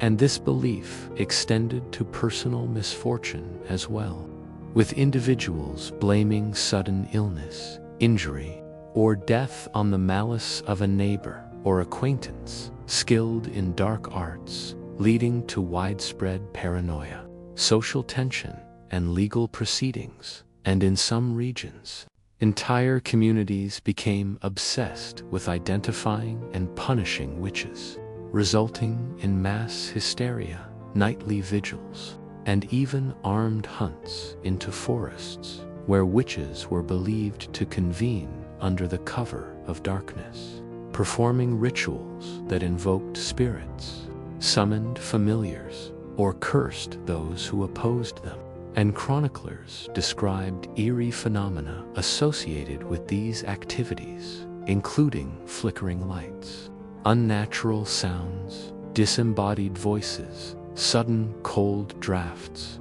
and shadows moving independently of their owners, all interpreted as evidence of supernatural interference. And while the Church officially condemned witchcraft, it also reinforced belief by endorsing exorcisms, protective prayers, and the use of relics and holy water to defend against malevolent magic, creating a cycle in which fear, suspicion, and ritual reinforced one another.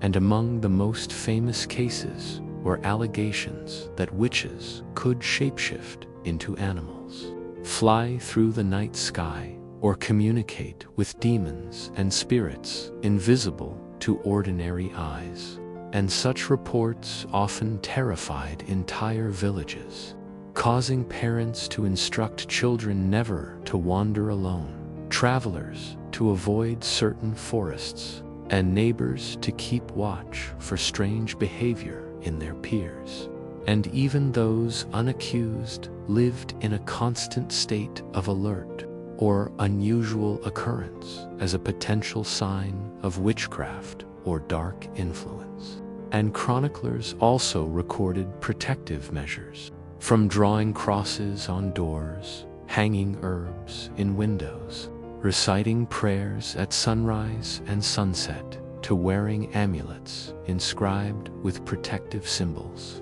all designed to shield the individual and household from harm. And while many accused witches were executed, others fled to remote areas, sometimes continuing practices in secret. And the legacy of this fear extended into folklore, literature, and the daily consciousness of communities, shaping moral behavior, legal structures, and social hierarchies. And even after centuries,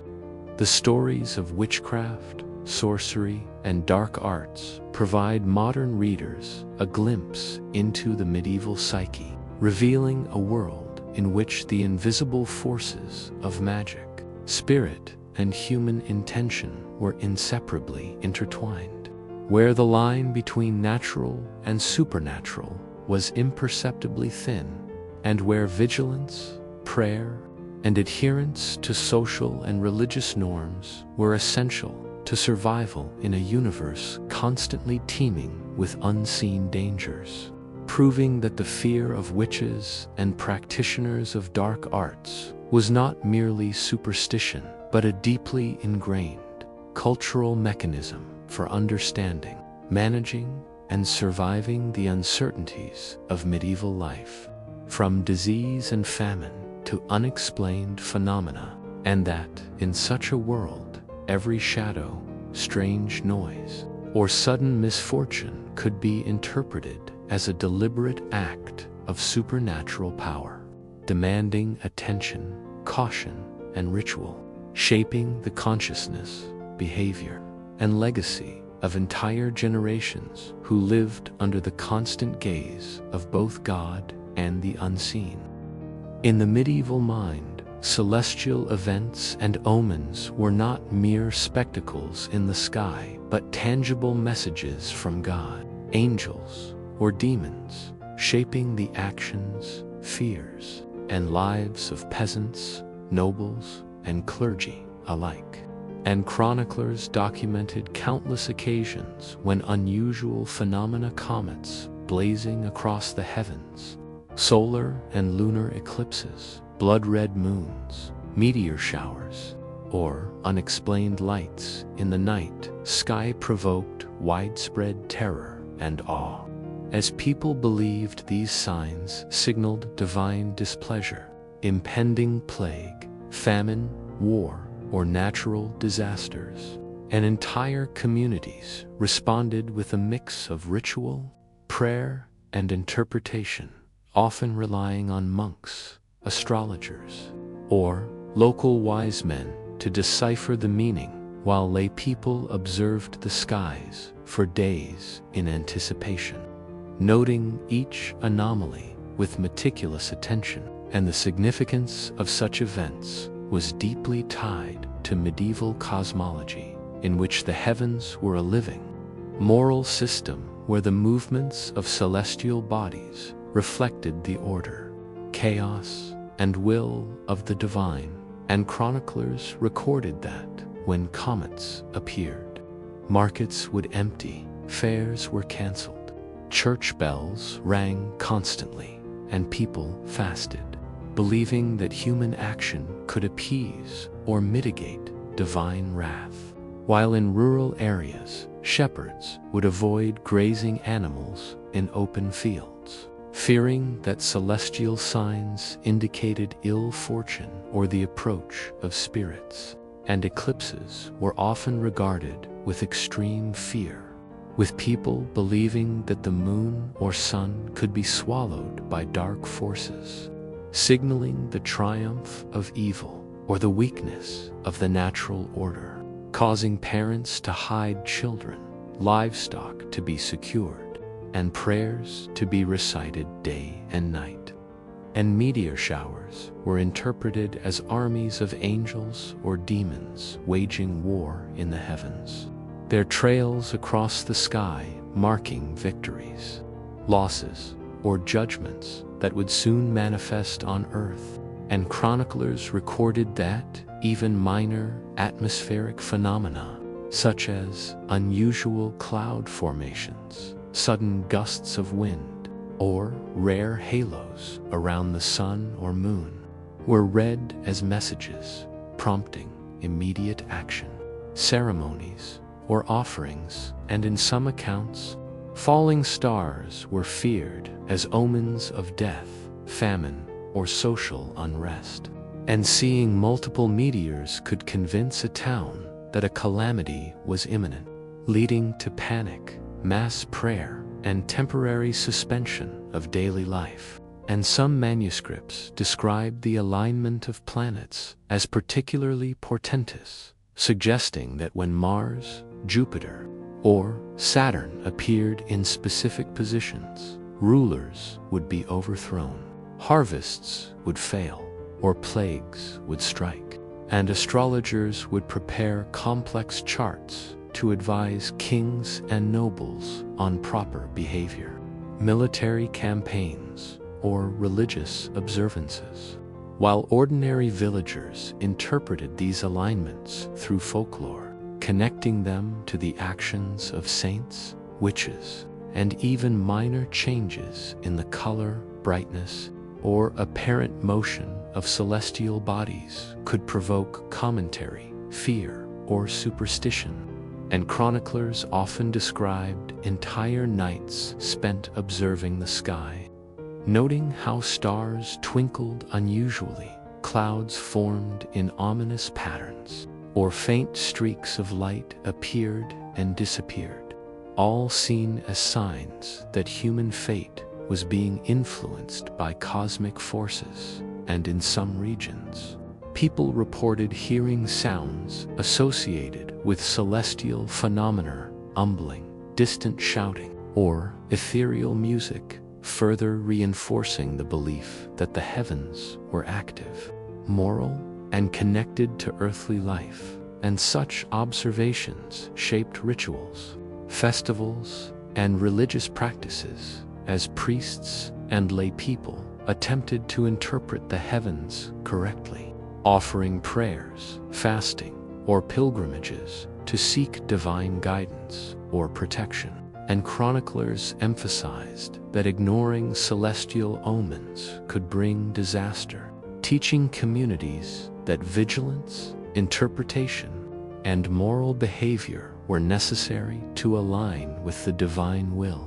And over time, these events became part of a shared cultural memory, influencing storytelling, art, and local customs, with comets, eclipses, and meteor showers appearing in manuscripts alongside saints, demons, and kings, emphasizing their perceived significance. And even when no immediate disaster followed, the appearance of celestial anomalies left a lasting impression, inspiring caution, reflection, and ritual. And this constant attention to signs from the heavens reinforced the medieval understanding of the universe as a moral, interconnected, and living system,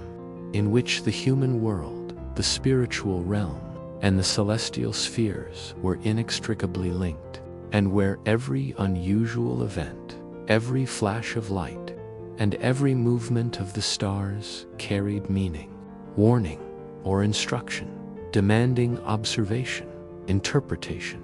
and appropriate action, and thus the fear and reverence of omens and celestial events shaped medieval life from birth to death, influencing farming, travel, religious practice, governance, and social behavior, creating a worldview in which uncertainty and respect for the unknown were essential for survival, and where even the most ordinary night sky could become a source of awe, terror, and profound spiritual significance, reminding all who lived beneath it that the universe was not inert but alive, watching and morally engaged with the lives of mortals, and that every glimmer, shadow, or streak of light might be a message from forces beyond human comprehension, shaping the destinies of kings and peasants alike, forever linking the heavens to the fears, hopes, and actions of the medieval world. In the dense forests, misty moors, and darkened hills of medieval Europe, where human knowledge of nature was limited and imagination intertwined with reality, people frequently reported encounters with legendary beasts, monsters, and unexplained creatures. And these accounts, preserved in chronicles, letters, and oral traditions, were treated with a seriousness that blended fear, respect, and fascination, as villagers, travelers, and even members of the nobility described creatures that defied explanation, some humanoid, some animalistic, and others entirely unlike anything known to science. And chroniclers meticulously recorded these sightings with vivid detail: enormous wolves with eyes glowing like embers, serpentine creatures moving through rivers and lakes, giant birds with wings spanning dozens of feet that darkened the skies, and humanoid figures covered in hair lurking in forests and caves, often observing humans from a distance before vanishing into the shadows. And these creatures were believed to embody the unknown forces of nature,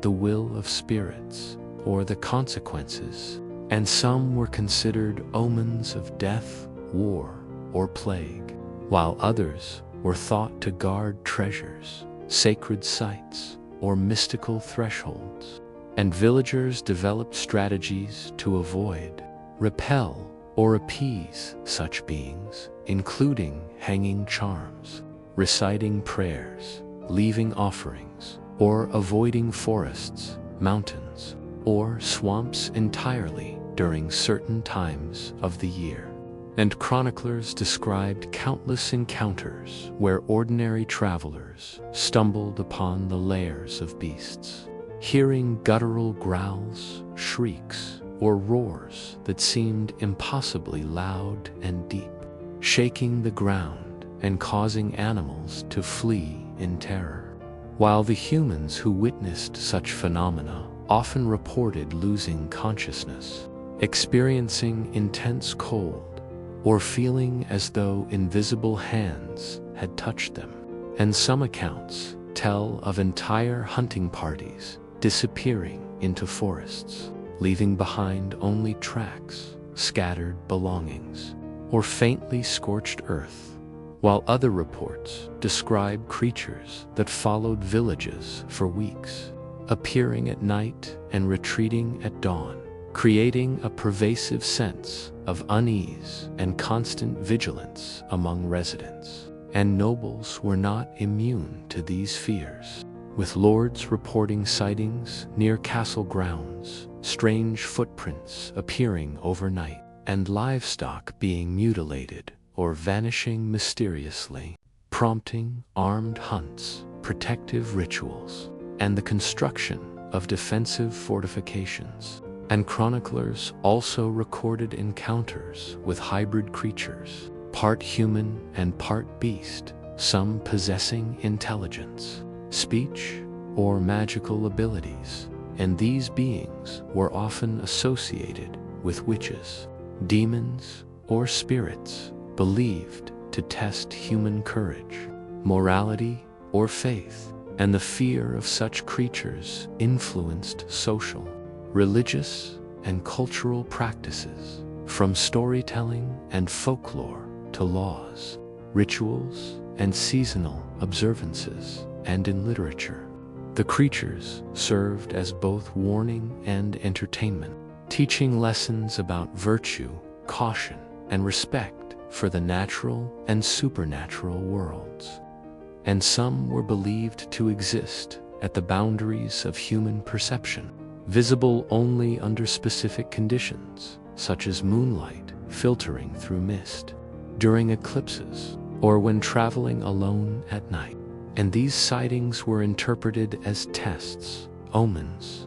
or interactions with forces beyond human understanding. And chroniclers detailed the behavior of these creatures with an obsessive eye, the slithering motion of serpents through rivers, the patterns of tracks in snow, the glowing eyes in the darkness, and the cries, shrieks, or laughter that could carry for miles, instilling terror, reverence, or awe in all who witnessed them. And even when no immediate harm came, the psychological impact of these encounters shaped communities for generations, reinforcing caution, obedience, and moral behavior, as well as respect for boundaries, sacred spaces, and the natural world. And sometimes, creatures were said to form temporary alliances with humans, guiding lost travelers, delivering warnings,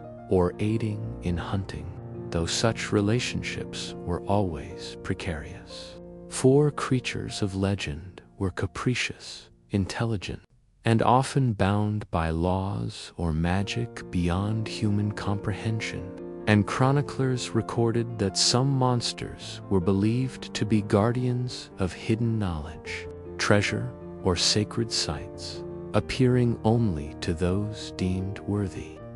while punishing intruders or the impious, and in other instances, terrifying phenomena like fiery dragons flying through the night sky, enormous shadowy bears, or multi-headed beasts roaming marshes were linked to apocalyptic fears, moral lessons, or divine judgment, connecting the mundane world to the supernatural, moral, and cosmic order. And chroniclers noted that sightings often coincided with unusual natural events, such as storms, earthquakes, eclipses, or floods, suggesting a deep medieval understanding that the natural, spiritual, and moral worlds were intertwined, and that creatures, omens, and monstrous appearances were part of a living, moral, and active universe, shaping human behavior, belief, and experience. And this constant interplay between the known and unknown, the seen and unseen, produced a worldview in which vigilance, reverence, and fear were necessary, where every shadow, howl, and footprint could carry meaning, warning, or instruction, and where, living in harmony with these forces through prayer, ritual, respect for the natural world, and moral behavior was essential for survival, prosperity, and spiritual safety. And as a result,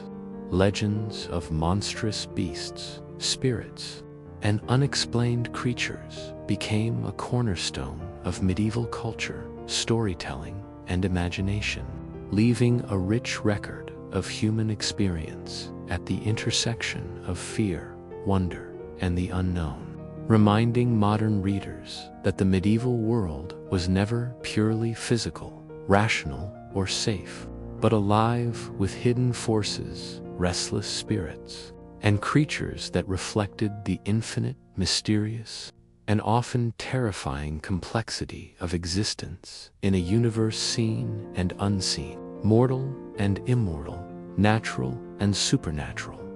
where every journey, encounter, and observation had the potential to reveal the extraordinary lurking within the ordinary. And where humanity, ever curious and ever cautious, navigated life under the constant gaze of forces far beyond their comprehension, shaping a legacy of awe, terror, and imagination that endures to this day.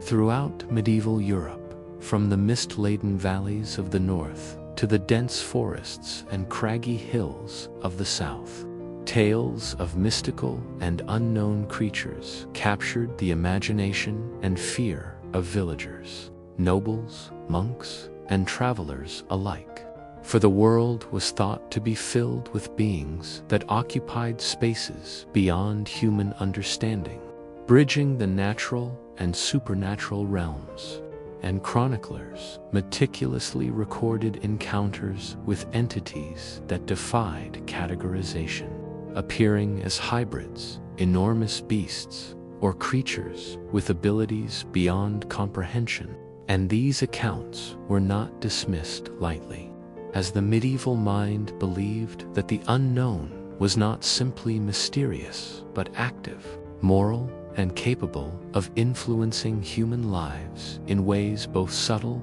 and profound. And in villages near dark forests or remote lakes, people reported seeing giant serpents twisting through rivers, glowing orbs that moved independently in the night, wolves larger than any natural animal, and humanoid figures partially hidden in shadows, observing from a distance. And in many cases, these beings were believed to possess intelligence, purpose, and even supernatural power, capable of guiding, punishing, or deceiving those who crossed their path.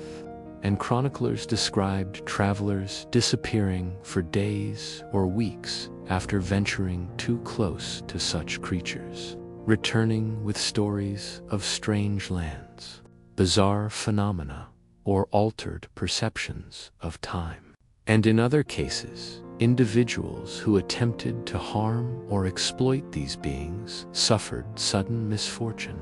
illness, or death,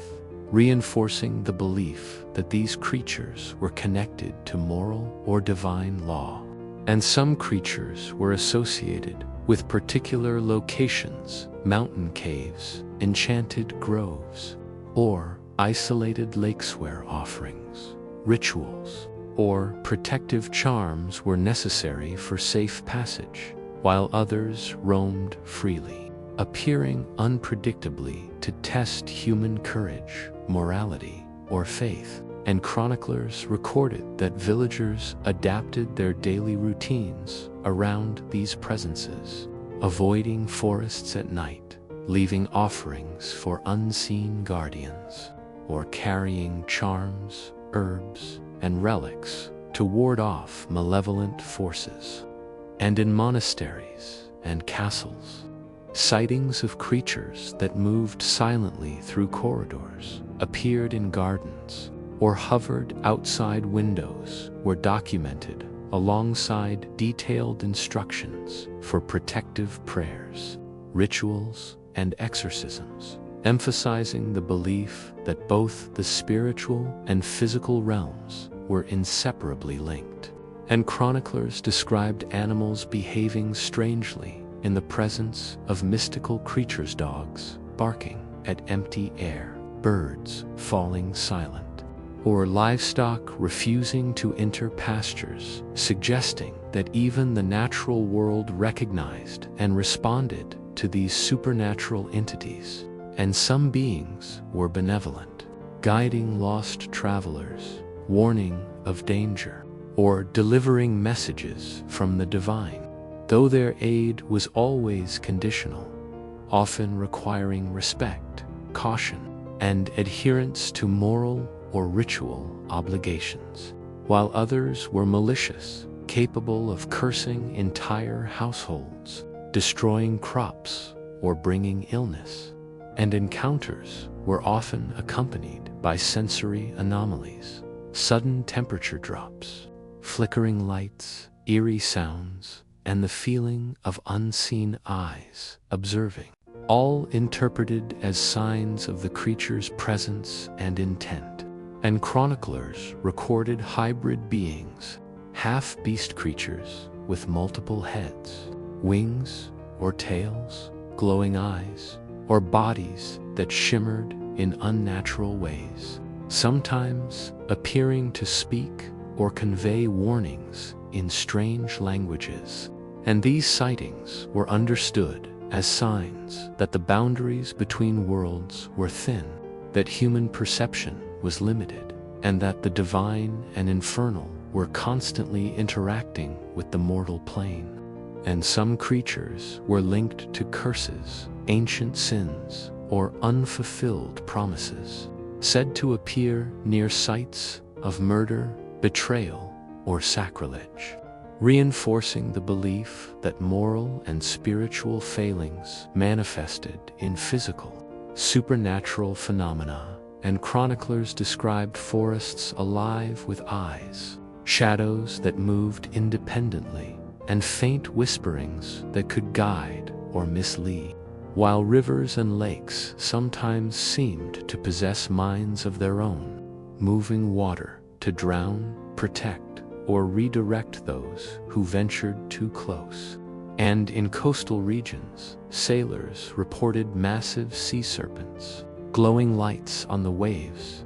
and creatures that dragged ships or men into the depths, all interpreted as divine tests or punishment. And some medieval thinkers theorized that these creatures were remnants of a pre-human world, spirits of the earth, or manifestations of God's will,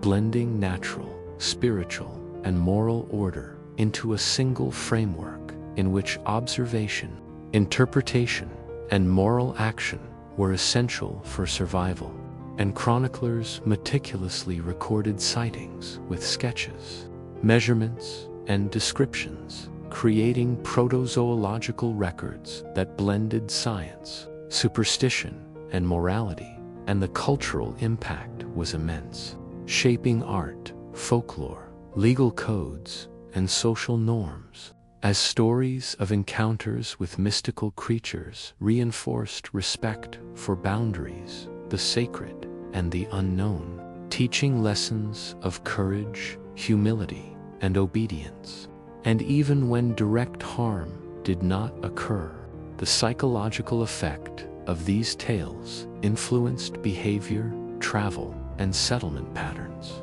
creating communities that navigated life with constant awareness of unseen forces. And ultimately, the belief in mystical and unknown creatures reflected a medieval understanding that the world was alive with power, intelligence, and morality beyond human comprehension,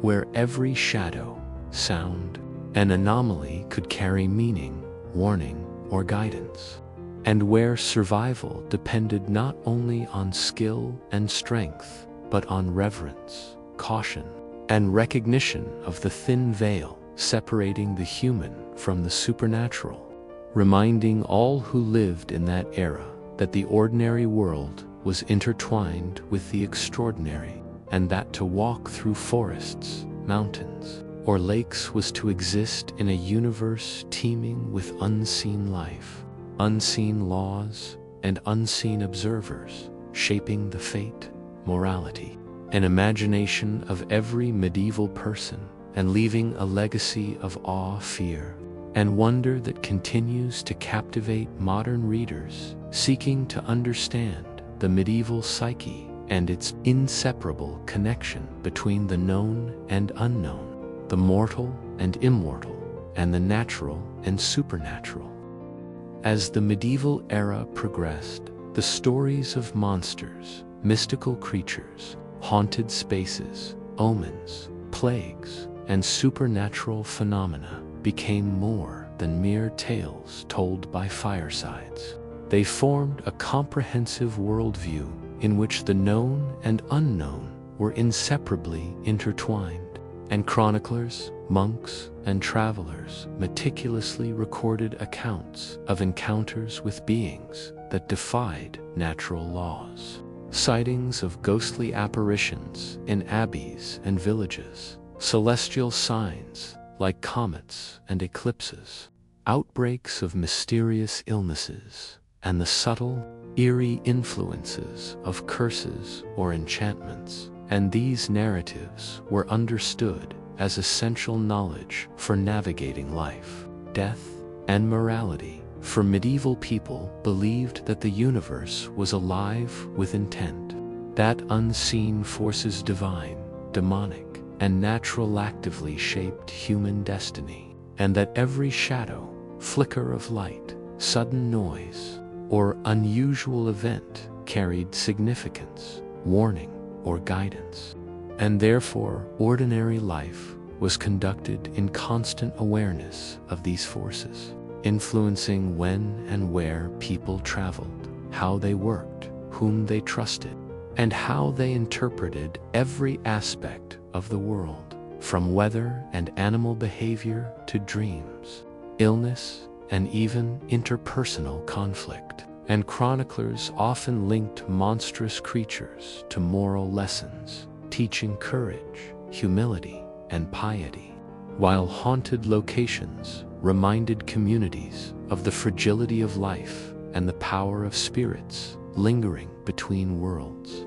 And celestial events became markers of divine approval or displeasure, demanding ritual, prayer, and obedience. And plagues were both a test of faith and a societal signal that collective or individual behavior could provoke divine intervention. And witchcraft, sorcery, and dark arts were treated as both moral and existential threats, requiring vigilance, exorcism, and punishment to restore balance. And through all these phenomena, the medieval mind developed a layered understanding of reality in which natural events, human behavior, and supernatural influence were inseparably connected, forming a moral, spiritual, and practical framework for survival and meaning. And these beliefs shaped not only daily life, but also art, literature, law, and social norms, leaving an enduring legacy in manuscripts, frescoes, religious rituals, and folklore, where stories of heroic deeds, terrifying monsters, wandering spirits, and celestial omens communicated lessons across generations, reinforcing social cohesion, religious devotion, and awareness of mortality. And chroniclers emphasized the subtle, psychological, and environmental cues associated with supernatural events, cold drafts in corridors, glowing eyes in forests, flickering lights, mysterious sounds, and sudden shifts in weather or animal behavior, asserting that these signals were the language of the unseen world, requiring interpretation, respect, and appropriate action. And thus, ordinary villagers, priests, nobles, and travelers all participated in a shared culture of vigilance, ritual, and morality, navigating a universe in which every forest, river, mountain, and village was alive with hidden power, and every human action resonated beyond the physical, influencing fortune, safety, and spiritual well-being. And as these narratives accumulated, the medieval world became a vast tapestry of interconnected experiences in which fear, wonder, curiosity, and reverence were inseparable. And the creatures, omens, plagues, apparitions, and mystical forces chronicled over centuries served as both cautionary tale and moral guide, teaching that the unknown was not to be dismissed or ignored, but observed, respected, and interpreted carefully. And the psychological, social, and spiritual mechanisms developed in response to these phenomena: prayer, protective charms, storytelling, observation of signs, and communal vigilance shaped not only immediate survival, but also long-term cultural identity. And even as centuries passed, the echoes of these beliefs persisted in European folklore, literature, and artistic tradition, providing modern readers with insight into a society that perceived the world as morally and spiritually animated, alive with forces unseen yet profoundly influential, and reminding us that for medieval people, reality was never simply physical, rational, or predictable, but was inseparably linked to a universe filled with mysteries, spirits, creatures, and cosmic forces, where vigilance, reverence, courage, and morality were essential for life, safety, and survival, and where every shadow, sound, or unusual occurrence was potentially a message from a living, moral, and watchful universe, leaving a rich, layered, and enduring legacy of imagination, fear, wonder, and understanding that continues to fascinate, instruct, and captivate those who study or experience the medieval world today, demonstrating that their lives, beliefs, and actions were inseparably intertwined with the unseen forces, mystical creatures, celestial omens, haunted spaces, and moral frameworks that defined the human experience, and that even in the quietest moments of everyday existence, the medieval mind perceived a universe alive with agency, meaning, and watchful eyes, a world in which the ordinary was never mundane, the unseen was always present, and the boundaries between life, death, nature, and spirit were permeable, dynamic, and profoundly influential, creating a society in which the legacy of legends, fear, and the unknown shaped human perception, culture, morality, and imagination in ways that continue to resonate across centuries.